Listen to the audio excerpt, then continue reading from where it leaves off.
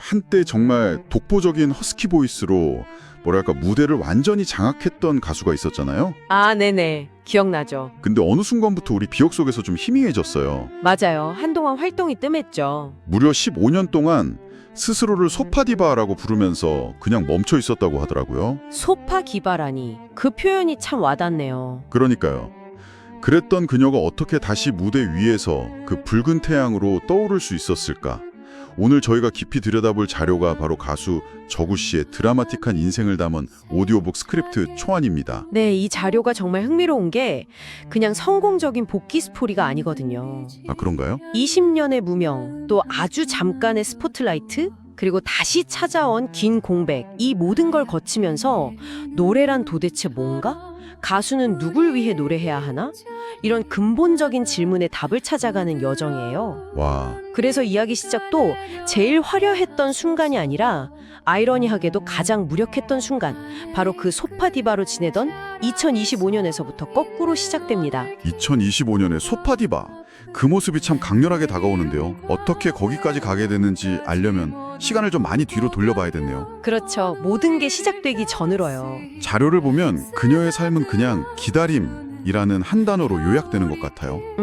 본명이 박노희 씨인데 고등학교 졸업하고 무작정 서울로 올라왔지만 당시에는 대학생만 가요제에 나갈 수 있었다면서요.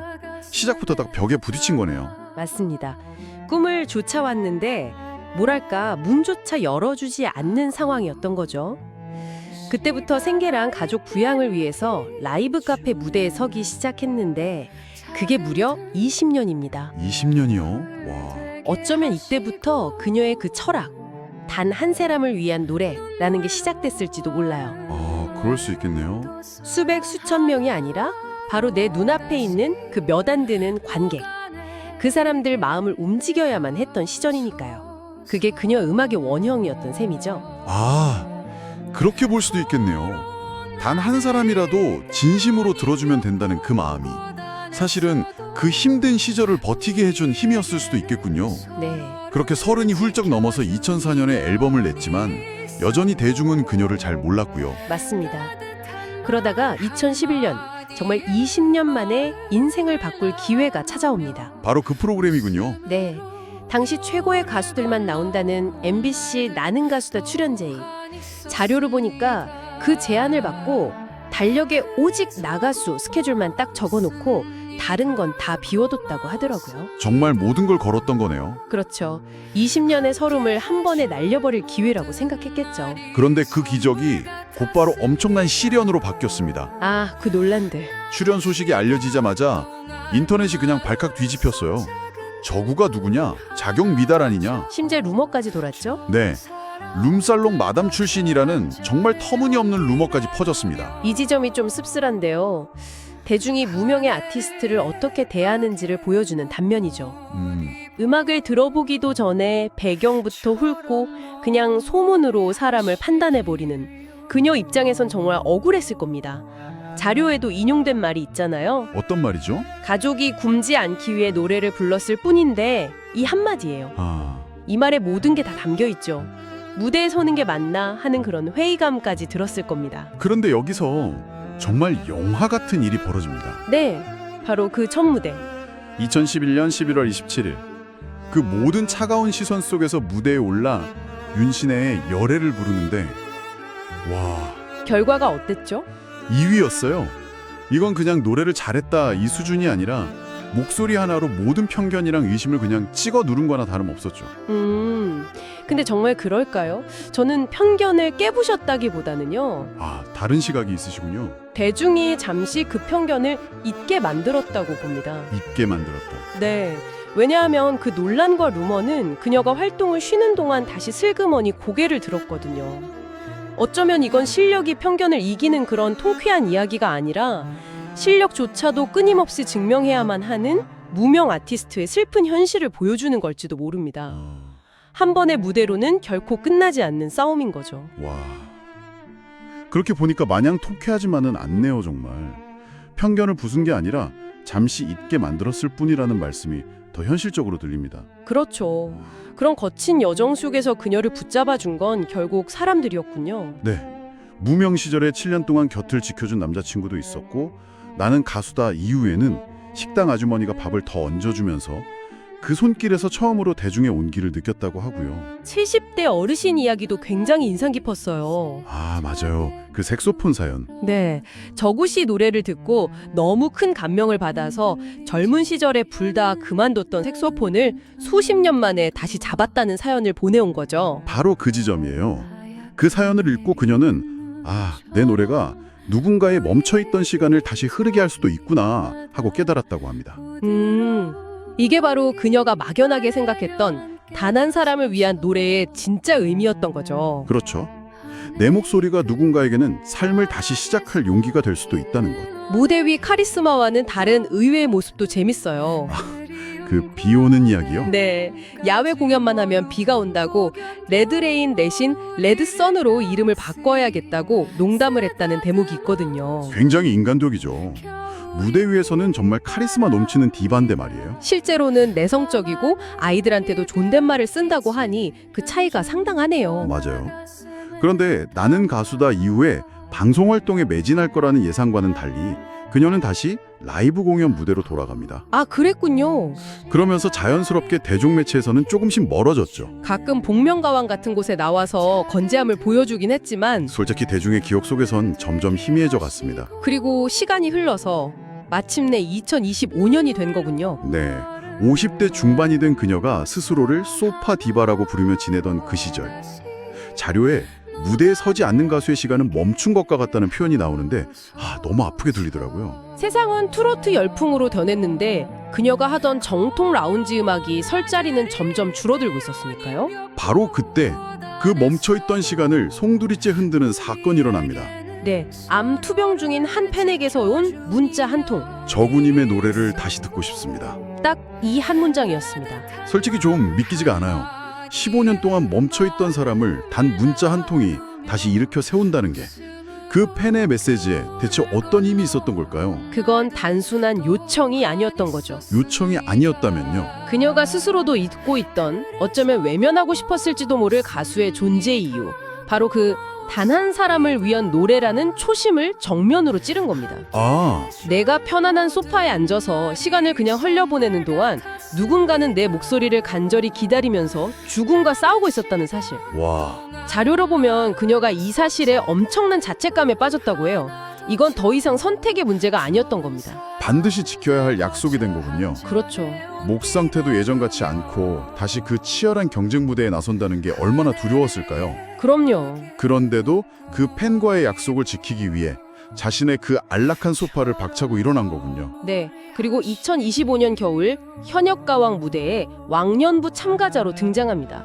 스튜디오가 술렁했다고 하죠. 그럴 수밖에 없었을 것 같아요. 모두가 그녀의 목소리는 기억하지만 동시에 15년이라는 그 공백기를 걱정하는 눈치였죠.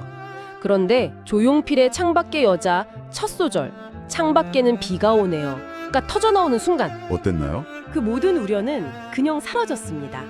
15년의 공백은 숫자에 불과했고 오히려 세월의 깊이가 더해져서 그 허스키 보이스가 더 절절하게 다가왔죠. 마스터들이 전원 올 하트를 누를 수밖에 없었어요. 그때 박선주 마스터가 이런 말을 합니다. 저구씨 정말 잘 왔어요. 용기 자체가 훌륭합니다.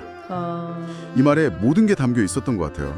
단순히 노래 실력에 대한 칭찬이 아니라 다시 무대에 서기까지의 그 모든 시간을 존중해 준 거죠. 그리고 이 이야기의 클라이맥스는 바로 다음 무대입니다. 본선 2차 1대1 데스매치. 그 전설의 무대. 그녀는 목 상태가 최악인 상황에서 윤복지의 여러분을 선곡해요. 바로 그 암투병 팬을 위한 헌정곡으로요. 네, 이제 이 무대는 이기고 지는 경쟁이 아니게 된 겁니다. 내가 만약 괴로울 때면 내가 위로해 줄게.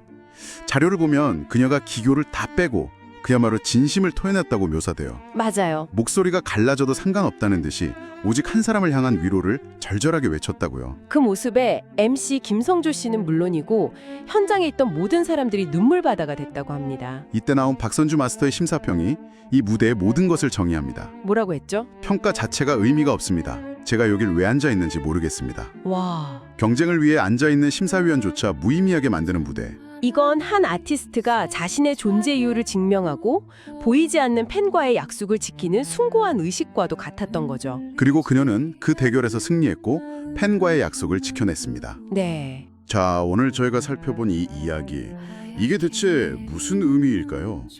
소파 디바에서 다시 무대 위에 붉은 태양이 된 저구, 이건 그냥 한 가수의 성공적인 복귀담, 그 이상인 것 같아요. 이건 예술가의 존재 이유에 대한 아주 깊은 성찰이죠. 당신은 무엇을 위해 예술을 하는가? 수많은 대중의 명성, 아니면 차크 순위를 위해선가? 아니면 당신의 목소리를, 당신의 작품을 간절히 필요로 하는 그 단 한 사람을 위해서인가? 저구 씨의 여정은 가장 개인적인 교감이 때로는 가장 위대하고 보편적인 예술을 만들 수 있다는 걸 보여줍니다. 그 한 사람을 위한 노래가 결국 수많은 사람들의 마음을 울렸으니까요. 맞아요.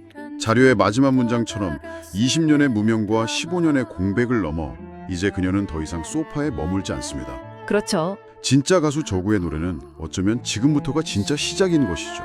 네, 저도 그렇게 생각합니다. 이 이야기를 듣고 나니 이런 생각이 드네요. 당신의 삶에서 당신을 움직이게 하는 단 한 사람은 누구인가요? 만약 당신이 당신만의 소파에 앉아 있다면 과연 어떤 메시지가 당신을 다시 무대로 이끌 수 있을까요?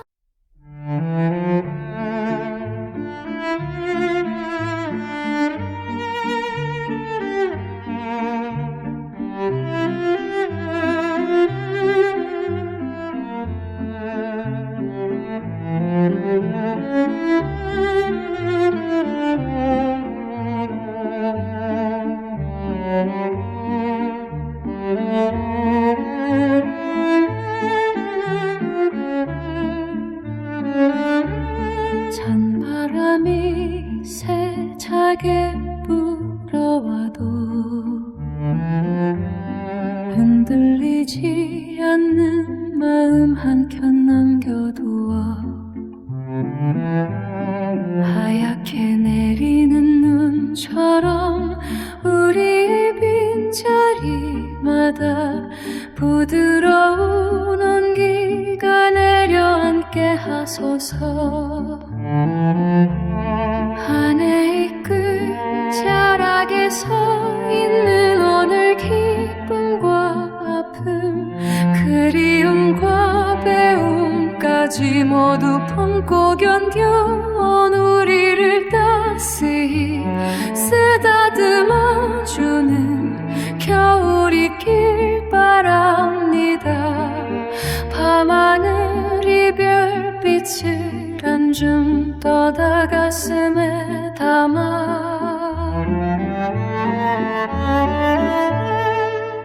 하고 시간아 이때를 비추는 작은 등 불되게 하시고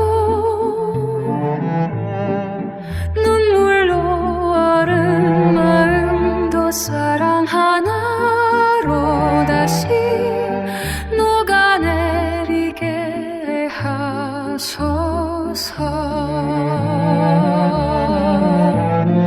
걸어온 날들이 때론 힘겹고 고단했어도 우리에게는 서로를 지켜준 인연이 있었고 따뜻한 말 한마디에 마음을 나누며 웃음으로 겨울을 건너온 날들 또한 있었습니다. 그래서 고맙습니다. 고마웠습니다. 함께 해준 모든 날이 선물 같았습니다. 남은 시간 동안 마음속 작은 등불 하나 더 켜고 좋은 사람들과 차 한 잔에 온기 나누며 하늘